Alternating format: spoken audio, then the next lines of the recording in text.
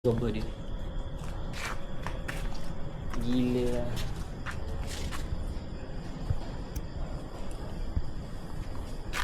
Tengok ni.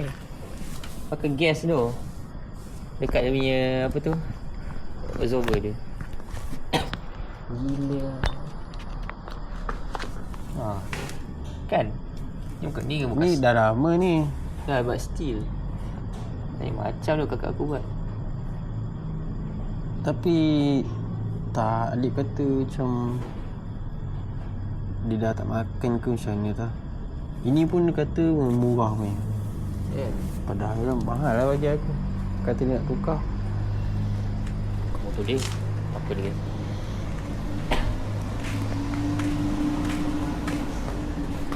So POB aku macam mana ni kalau bawa? Nak bawa esok ke? Nanti aku bagi kunci sebuah nanti. Oh. Sebab dia cakap dia nak ambil motor ni lepas aku balik kerja. Tapi tak tahu nak bawa ni ke tu. Sebab ni tak boleh bawa laju lagi. Kan? Dia kena cukup 1,000 tu. Apa? Kau nak pinjam motor aku? Haa. Gini? So kena kahwin. Bawa ni lah. Bawa ni lah. Motor ni sama je. Motor ni mana laju? Motor ni sama 1.5. Ya, tapi ni tak boleh bawa laju lagi. Aku dah bawa dah laju masalahnya. Aku pula tu dapat 1.5. Laju tu. Tapi gear 5 lah. Tak masuk gear 6. Kalau gear 6 ni lain macam dah. Kalau aku tak boleh kisah je. Bawa je. Kata nanti subuh kau ambil kunci dia. Kau try lah bawa sport mode.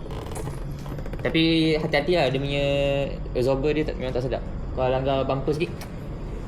Ya. Dia Aku rasa ni sedap lagi. memang lah. Ni lagi sedap. Ni lagi sedap. Bezanya ni tok. Tok dia memang best. Di mana? Ni. Tok dia naik bukit ni memang sedap. Kau bawa ni lah esok. Ingat pun ingat. Okay lah. Ini pun side mirror dia dah. Ni kan. Dia ada orang langgar lah tu. Masa parking standard. Tiba dia goyang sendiri macam setan. Bawa ni esok. Nanti kau bawa kunci tu nanti. Alright. Ya, alam tu kau tu lah main ni. Tukar dah sedap. Ni eh. Sedap boleh main. Dia lagi cekam juga. Kadang-kadang orang aftermarket lagi sedap daripada original. Ni sekali eh? Mana? Ni? Tukar satu set. Kan dia punya footwear kan yang tengah ni patah.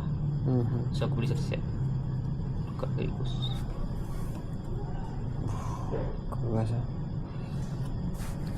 Dia kukuh. Yang kalau yang original tu dia hollow. Dalam dia kosong. Dia patah.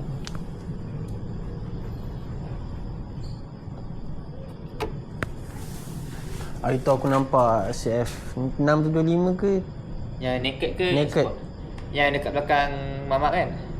Tapi kau kan aku keluar lah. Dia selit-selit kan. Laju lah. Dengan tayar besar nak mampus tu. Tayar 675 yang besar lah. Ni motor ni kecil ke? Tengok tayar dia dengan tayar kakak aku. Kecil kot.